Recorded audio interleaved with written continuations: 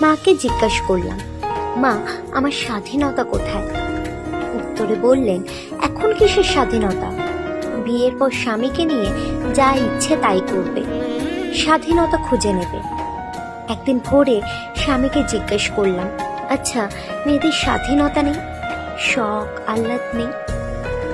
উত্তর একটাই, বিয়ের আগে যা করেছো করেছো, এখন করা যাবে না। লোকে কি বলবে? ছেলে মেয়েদের মানুষের মতো করে মানুষ করো, পরে যা ইচ্ছা করতে পারবে।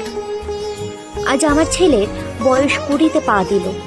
বললাম, আচ্ছা বাছা, মেয়েদের স্বাধীনতা কোথায় বলতে পারিস?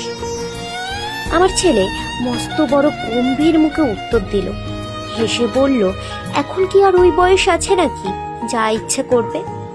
অনেক কিছুই করেছো জীবনে, এবার আমাদের মতো করে চলার চেষ্টা করো।